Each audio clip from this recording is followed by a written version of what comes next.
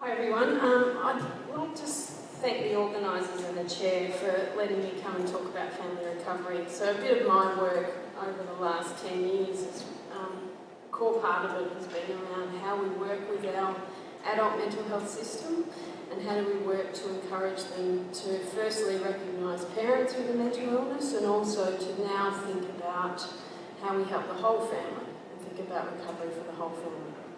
So I wanted to give a little bit of a developmental journey, a bit about how we've gone about making change happen and our key sort of learnings, sort of how we've worked with these services to better address the needs of families where a parent has a mental illness. So this work sort of never happens alone. So I think it's really important to acknowledge that I've been part of a collaborative process, very much informed by a number of clinical leaders and service change agents and also parent consumers that have really framed my understanding of what we need to do. To give you some context, the adult mental health system in Australia includes public clinical mental health services and non-government services. The clinical services are typically hospital-based. There's also community clinic and mental health outreach. There's also a complementary psychosocial rehabilitation service that sees a smaller number of parents with mental illness, or people with mental illness. The majority of people in these clinical services have quite severe and enduring mental illnesses. There's also private systems as well that tend to see the high prevalence disorders like depression and anxiety. Just to give you some context of the system that we're trying to change.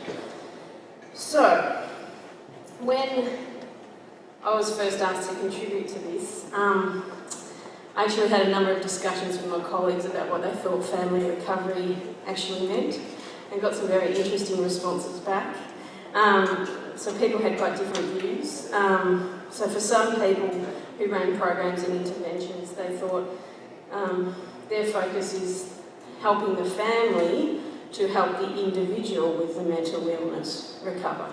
So there are some sort of psychoeducation programs, single session family consultation programs that are really involving the family with the focus on the individual with mental health issues. And that can include the family of origin, or a term that seems to be a recent term called family appropriation, which I don't really like for numerous reasons, but it doesn't really embrace diversity. But essentially, family can mean different things. So other family recovery initiatives that people talked about were a focus on family needs. And that might include a focus on partners, carers, or a focus on children, like COPMI. And then there was programs that think about, and those sort of programs were things that people talked about were like parenting support interventions and peer support interventions for children. But then there were other approaches where people might have included the family as a unit or a whole. Things like behavioural family therapy, where they bring families in together and talk about processes within the family unit. So there's a number of different ways you might want to think about family recovery. I guess that's my point of this.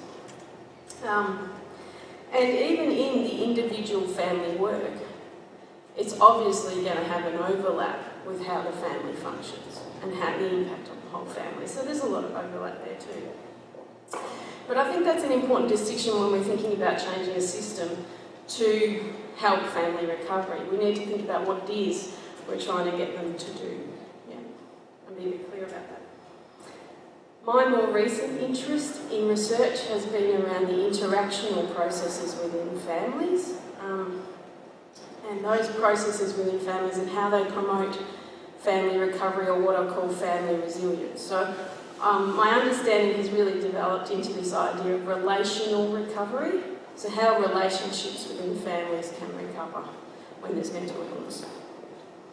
And from that, my definition of family recovery is a process that focuses on supporting or healing relationships that may have been disrupted from mental illness. So things like interactional processes are included, as well as family needs, as well as the needs of individuals and the family as a unit. Basically, my definition is incorporating it all together, really.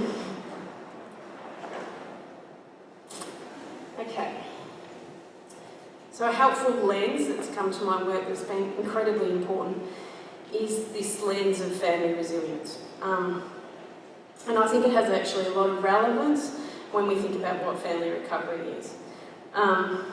So we know a lot about resilience in respect to individuals.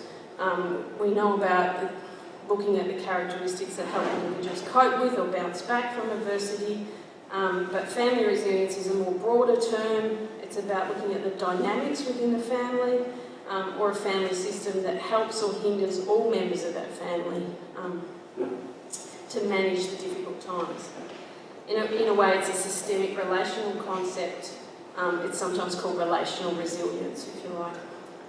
It's how we support the well-being and resilience of all its members.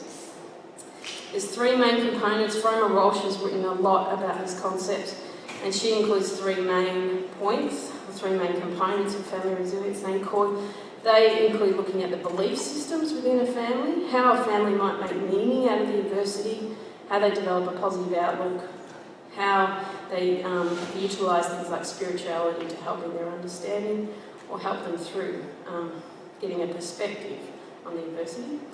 Organisational patterns includes things like how flexible the family is through the adversity, the connectedness and the social support, so thinking about other supports that the family unit might need.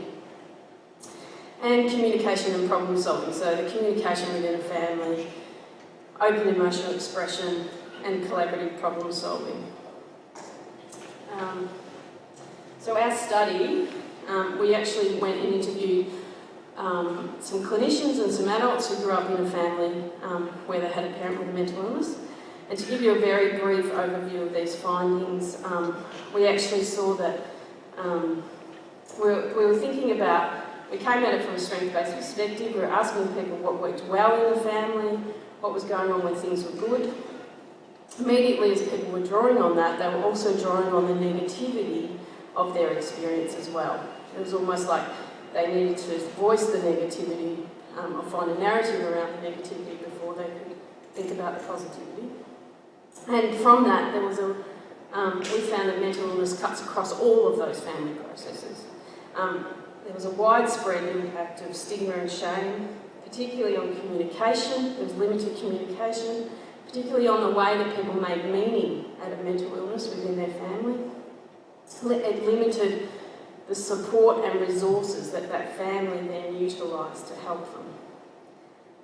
The chaos and unpredictability of mental illness was a constant and ongoing challenge for these families.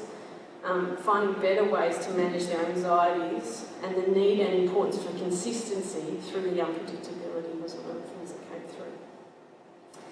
Essentially, what came through though, these families work harder and are generally more resourceful given those circumstances. So, even though mental illness, it really had the potential to disrupt the relationships, there was a sense of trauma, unpredictability, but then people found a way, if you like, through that to find ways to help them. And that might have been contextualising the mental illness, finding a positive sense of family identity through the mental illness. Some people would say that they did things like, one adult was saying his mother had severe bipolar, and they would talk about her manic episodes being like the eccentricity of the upper classes, that kind of stuff. So they found a way to find meaning that kept a positive sense of identity. The use of humour was really important in these families in the way they created a perspective. The use of rituals and routines to maintain that predictability was important. Essentially what came out of this study is there was an intermingling of positive and negative. It's complicated, but there was a sense of living with hope and despair at the same time. So good processes sit along the bad processes. So maybe our task with family resilience is not to eliminate the bad processes, they're going to continue, but to have good processes to balance it out. So essentially, my work has moved to, looking at constraints within the service system, looking at how we move the service system from an individual recovery focus to taking into account the relational context. And this is a huge shift for some of these services. It's mainly, I think, a huge shift because we're seeing a funding model that focuses on individual focused work and reports on individual wellbeing outcomes. We're not reporting on family wellbeing outcomes to government as a result of funding, and that's a huge limitation. So to briefly start this overview of the journey, because I think I'm running out of time already. So about 10 years ago, actually in 2003, we started the Big Champs project. It was a 3-year project funded to build an evidence base to meet the needs of children, of parents with a mental illness. We ran 37 peer support groups with over 200 children. We found that the peer support groups were highly effective in the promotion of mental health and wellbeing of children. We also found there was a number of perceived barriers that workers reported to working with children and parents with a mental illness. So back in 2006, these were around parent-client related issues. This is according to the practitioner. Things like the level of functioning of the parent limited them being more involved, and awareness of the impact of mental illness limited them engaging with the parent around the impact of mental illness on children. Accessibility issues to the child was what practitioners reported as to why they couldn't do more family-sensitive work. The risk to the worker-client relationship, what might happen to their rapport and things like that. And worker-related issues, they reported things like time and workload. It's not part of our role, those sorts of things, to say we couldn't do the work. This led to the Victorian government, our state government, funding what's called the FATMI strategy, Families and Parents with a Mental Illness. This was a significant significant policy shift of the Victorian government. It led to them funding across half the state only, but it led to them recurrently funding service change agents that are embedded within adult mental health system to basically their mandate is to build capacity of the mental health sector to respond to the needs of families where a parent has a mental illness. This is a major investment. It's been critically important to our development in Australia, and it's probably the reason why Victoria is one of the leading states, I'd say. They worked in cross-sector workforce development, capacity systems. They looked at systems and procedural developments to assist identification and support of families. I'd say their major achievements have occurred, though, through opportunistically being there when there were different changes within the system and being able to advocate for family. I wanted to share with you one sort of their initiatives because it's actually moved us to a really interesting level of understanding. The FATMI coordinators, these are the service change agents, rolled out cross-sector workforce development using the national COPMI online program called Keeping Families and Children in Mind. They ran face-to-face training with this online program with emerging champions across sectors, so mental health, drug and alcohol, and our family services sector, to develop more family-sensitive practice across those services. We did a study of these people before and after. The blue is before and the red is after. This is basically their perception of family-sensitive practice. Immediately after the training, they had a dramatic reduction in their opinion of how much family-sensitive practice they did. They also had a dramatic reduction in how much organisational support is available for them to do family-sensitive practice. So while we thought the training would actually lead to a practice change, it actually led to them saying that they couldn't do a practice change. Yeah? Which is really important for us because what we did was we probably raised awareness of the need to do the work and highlighted to them that they're within a system that doesn't allow them to do the work.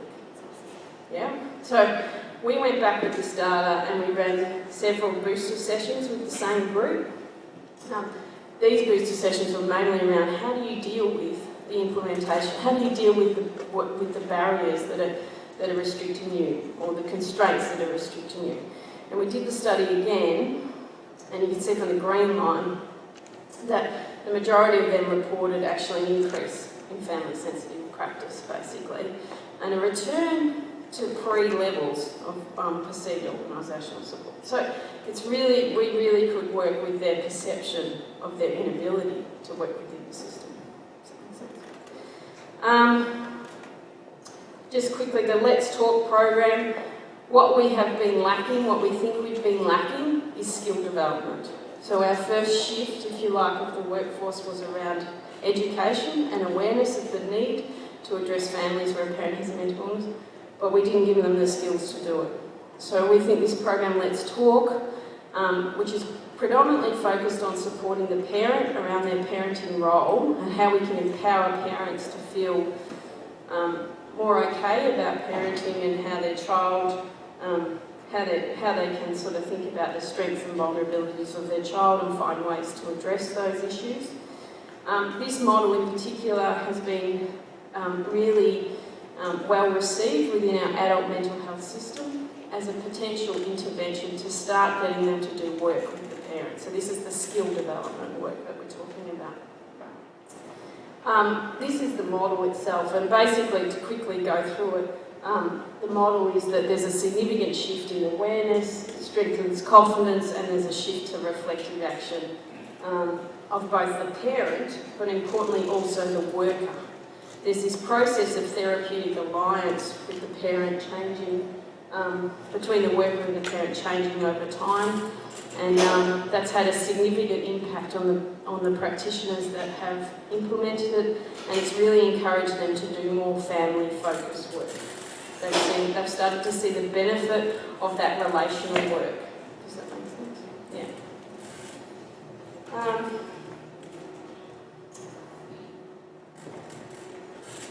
The other important part, I think, that is for us is that we have made our stepping stones in skill development is we brought in an integrated model that they can utilise as part of their current role. So our adult mental health workforce, their primary client is the parent, really. So we've given them a tool that they can use with their primary client. But we're still one step away from getting the family to be the unit of practice. But we think this is a really important step for us. We're still seeing that it takes a whole implementation strategy around this to get practice change to happen, but we're still sort of building the stepping stones towards family being the centre. And I just wanted to finish with a quote, but I'll just read the first part because this came from a person who was actually a very passionate family and child specialist within adult mental health. Prior to Let's Talk, had been a strong advocate for family work, and she talks about how much it moved her. It was doing things differently. It was not driven by the medical model and allows the mental health system to be validating of a broader view of the client and of health and well-being. It was a move away from just a focus on the absence of symptoms, to be mindful of the client as a parent and to be more holistic. But it is different because Let's Talk is allowing the system to support a parenting role in clients, and it is part of my clinical role, not something extra I have to do.